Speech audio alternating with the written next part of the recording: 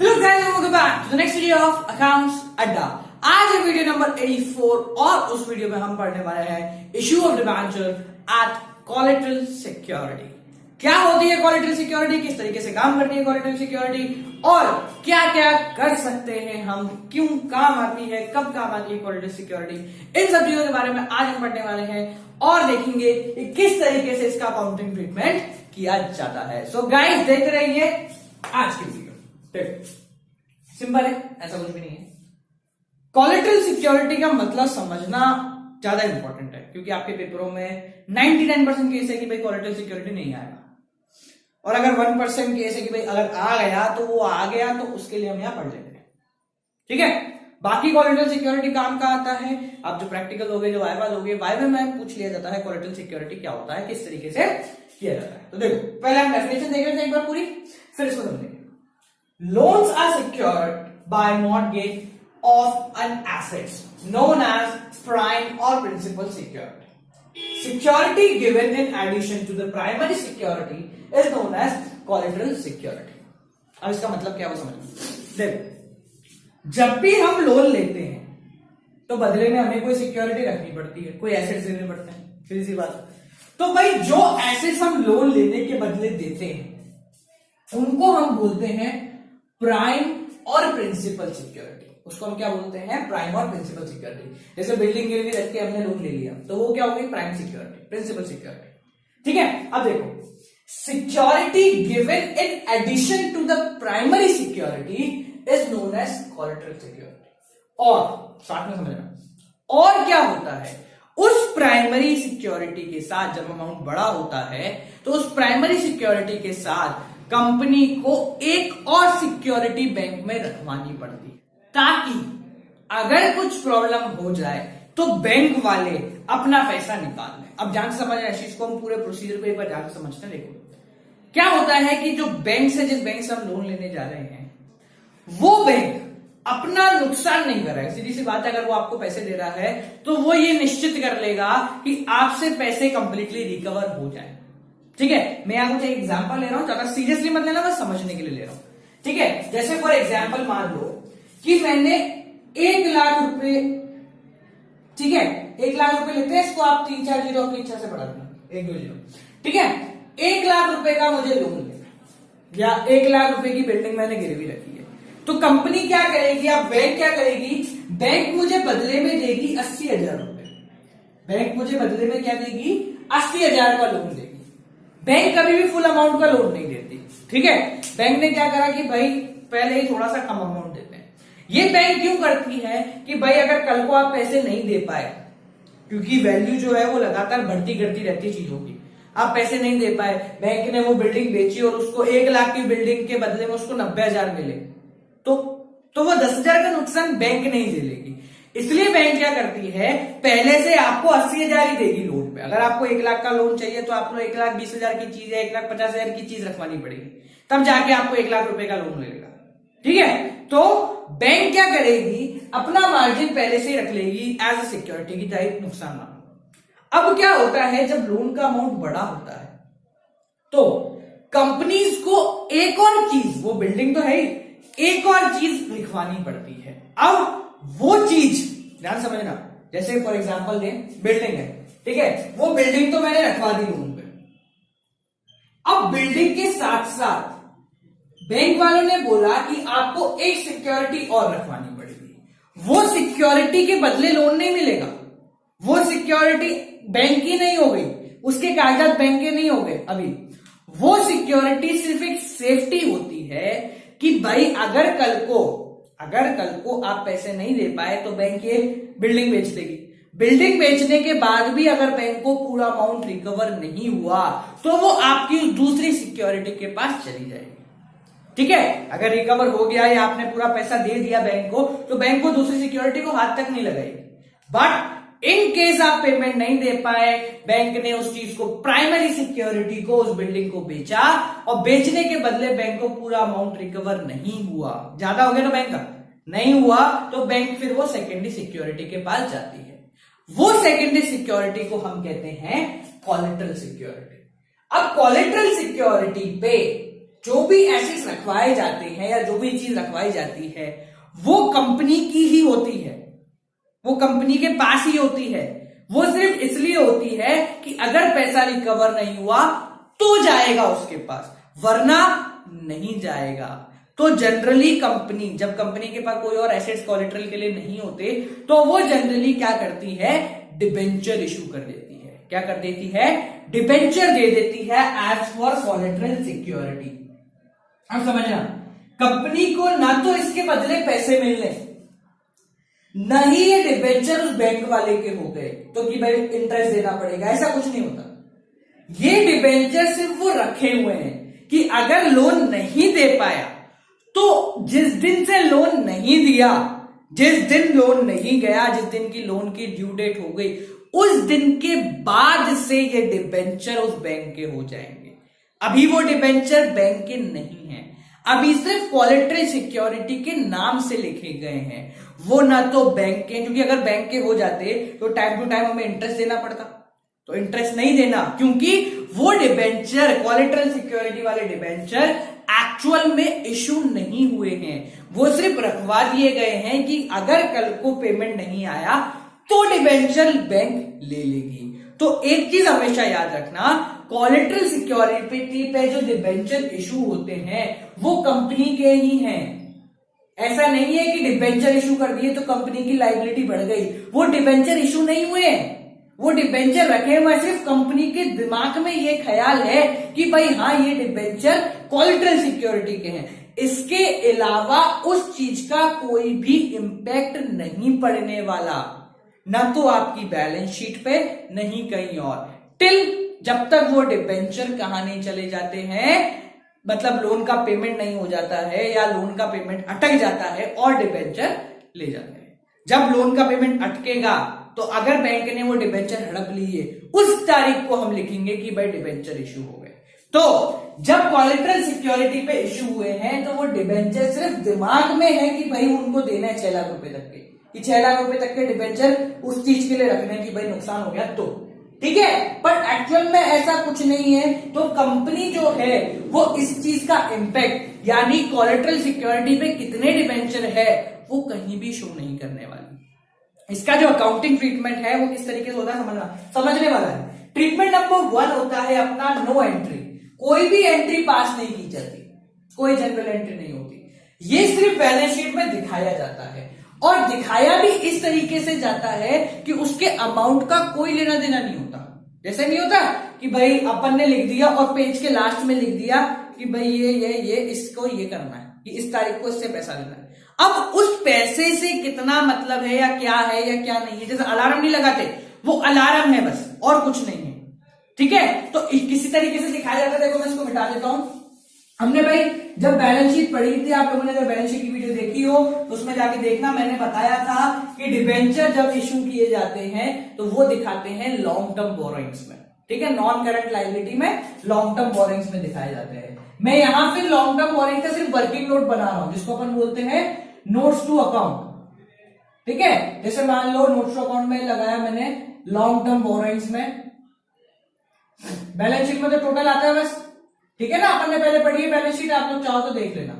इसमें जैसे मान लो इनकी बात नहीं कर रहा, जैसे मान लो 1 लाख डिबेंचर है @10 ईच, ठीक है, 10 रुपीज ईच हो गया, तो कितने के डिबेंचर हो गए, 10 लाख रुपए तक के डिबेंचर हो गए। ये डिबेंचर कौन से हैं, जो कैश पे इशू हुए हैं या अलग इशू हुए। अब बात करो कोलेटरल सिक्योरिटी। अगर मान लो कंपनी ने 3 लाख रुपए के डिबेंचर कोलेटरल सिक्योरिटी में, ठीक है, इसके अलावा है, ठीक है, तो उसको कैसे दिखाना है वो समझना। यहां ब्रैकेट में लिखेंगे 30,000 debenture @10 each as collateral security, ये लिख दिया अंदर। अब ये 30,000 डिबेंचर @10 ईच, मतलब ये 3 लाख रुपए कहीं भी शो नहीं होने वाले, ये सिर्फ अलार्म की तरह यहां लगा दिया ताकि भाई कंपनी को पता लग जाए कि इतने डिबेंचर कोलेटरल सिक्योरिटी के होंगे, ठीक है, अगर लोन का पेमेंट नहीं हुआ तो पहला मेथड क्या है कि आप कोई भी जनरल एंट्री पास मत करो, in case of collateral security. बस डिवेंचर में लॉन्ग टर्म बोरोइंग से जो अपने लॉन्ग टर्म डिवेंचर है उसमें यहां नीचे एक ब्रैकेट के अंदर आप ये दिखा दो, इसका 3 लाख रुपए ना तो यहां ऐड है ना ही कहीं और ऐड है बैलेंस शीट में, ये सिर्फ ब्रैकेट के अंदर लिख दिया गया। ठीक है, ये हो गया फर्स्ट मेथड जब कोई भी एंट्री पास नहीं होती। ठीक है, डिवेंचर जनरली लंबे टाइम के लिए इशू किए जाते हैं, इसलिए लॉन्ग टर्म में दिखाते हैं। अगर कभी क्वेश्चन में बोल दिया गया कि भाई 2-4 महीने के लिए इशू किए गए हैं तो आपकी बैलेंस शीट में लॉन्ग टर्म बोरोइंग की जगह कहां आ जाएगा, करंट लायबिलिटी में आ जाएगा। बस यहां पे क्या आ जाएगा, करंट लायबिलिटी की हेडिंग के अंदर आ जाएगा अगर शॉर्ट टर्म है। ठीक है, तो फिर आपका जो बैलेंस शीट है उसमें लॉन्ग टर्म बोरोइंग्स में नहीं आएगा अमाउंट, करंट लायबिलिटी में आ जाएगा। बट ऐसा नहीं होता, 99.9 केसेस में डिवेंचर जो होते हैं वो लंबे टाइम के लिए इशू होते हैं। ये जो टॉपिक है कोलेटरल सिक्योरिटी इसे समझने का है। ठीक है, तो जो कोलेटरल सिक्योरिटी पे डिवेंचर इशू हुए हैं यहां पर इसकी बात करेंगे, हेडिंग वेडिंग छोड़ो, इसकी बात करते हैं। ये 30,000 डिवेंचर @10 ईच, ये सिर्फ ब्रैकेट में लिखे जाते हैं, इनके अमाउंट का कोई भी लेना देना कहीं से भी नहीं होता। ये चीज आप लोग याद रखें। ठीक है, ये फर्स्ट मेथड था। अब सेकंड मेथड की बात करते हैं जिसमें जनरल एंट्री पास की जाती है। तो भाई सेकंड मेथड देखो, सिंपल है सेकंड मेथड। सेकंड मेथड में क्या किया जाता है, एक नॉर्मल जनरल एंट्री कर देते हैं। ठीक है, कि भाई ताकि आप अगर कंपनी को ध्यान नहीं रहा भाई यहाँ लिखा हुआ है तो एक जनरल एंट्री से कंपनी समझ जाती है। जनरल एंट्री किस तरीके से होती है, देखो सिंपल है, जनरल एंट्री में लिखवा देता हूं। डिबेंचर इशू करते तो क्रेडिट में आता है डिबेंचर, तो वो तो आ जाएगा डिबेंचर्स -% डिबेंचर्स। ठीक है, और डेबिट में क्या आएगा, एक्चुअल में तो इशू करे नहीं है, ये सिर्फ इमेजिनरी है, तो हम डेबिट में लिख देंगे डिबेंचर सस्पेंस, कि अभी इशू नहीं करे हैं, आगे इशू किए जा सकते हैं। तो इसकी एंट्री क्या हुई, अगर सेकंड मेथड का यूज करते हैं तो एंट्री हो जाती है debenture suspense account debit to debenture. क्या हो जाती है, debenture suspense account debit to debenture, अगर अपन सेकंड मेथड यूज करते हैं। तब भाई जब एंट्री हुई है तो यहां भी पोस्टिंग होगी। तो यहां किस तरीके से पोस्टिंग होती है वो आप समझ लो। बेसिक तो इतना ही, ये तो लॉन्ग टर्म बोरोइंग्स वाला है। ठीक है, 10 लाख। अब कोलेटरल सिक्योरिटी वाला किस तरीके से दिखाया जाता है, देखो सेकंड मेथड के हिसाब से। पहले मेथड में तो आप समझ गए ब्रैकेट में दिखाया जाता है।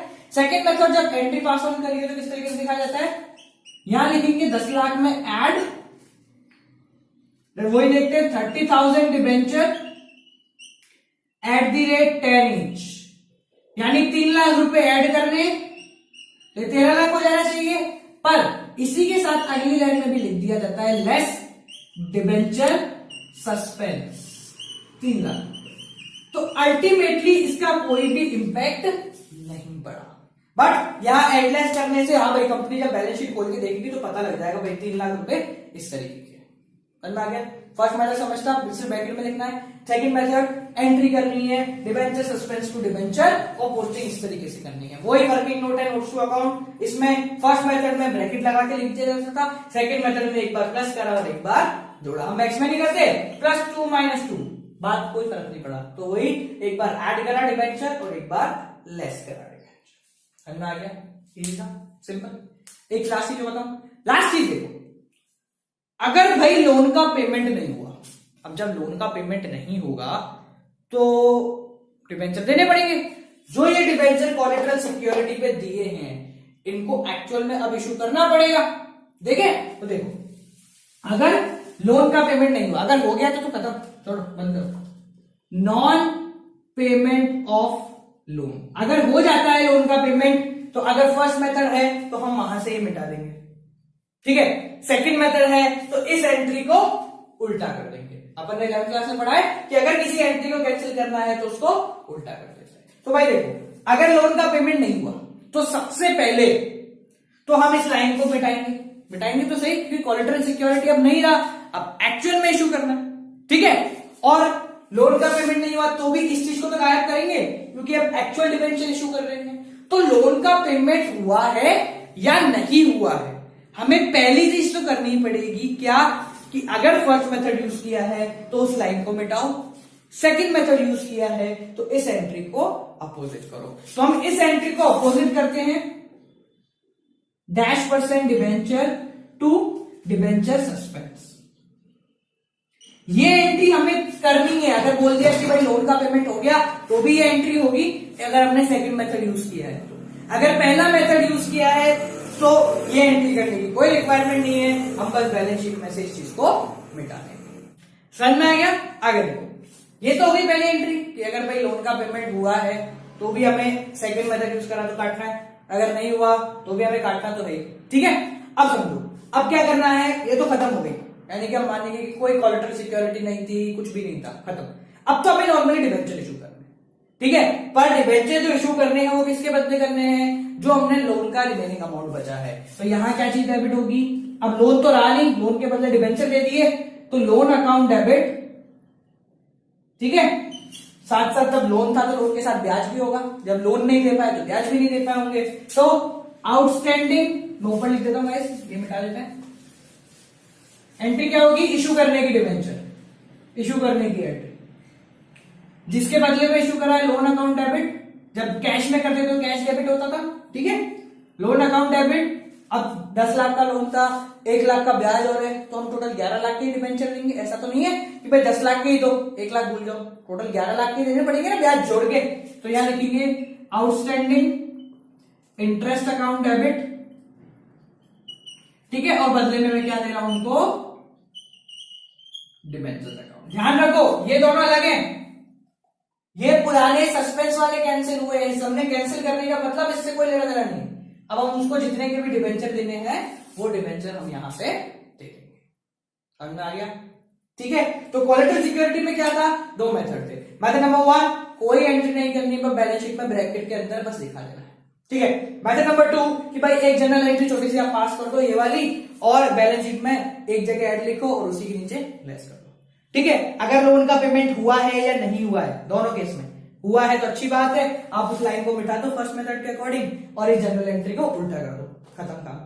अगर नहीं हुआ है तो भी पहले वो लाइन मिटाओ, अगर फर्स्ट मेथड है, सेकंड मेथड है तो इसको उल्टा करो, यानी वो काम तो सेम, ठीक है। उल्टा तो करना ही है भाई जब लोन का पेमेंट हुआ है या नहीं हुआ। उसके बाद अब अगर नहीं हुआ है तो पेमेंट में आपको बदले में डिबेंचर देने पड़ेंगे। तो डिबेंचर देने की एंट्री क्या होती है? ये डिबेंचर देने की एंट्री, लोन का अमाउंट जितने के डिबेंचर देने, इंटरेस्ट भी जुड़ेगा साथ में तो इंटरेस्ट को भी डेबिट करा और 2% डिबेंचर्स, सिंपल, ठीक है। ये टॉपिक आपके वाइवा में आता है, 1 मार्क 2 मार्क में कभी कभी पूछ लिया जाता है। So guys this is it for today's video. ये हो गई हमारी वीडियो आज की खत्म। Keep on watching accounts with the, don't forget eco के इकोनॉमिक्स वाला टिप्स, बिजनेस के लिए माइंड योर ओन बिजनेस और इकोनॉमिक्स की बुक Amazon पे अवेलेबल है, लिंक डिस्क्रिप्शन में गिवन है।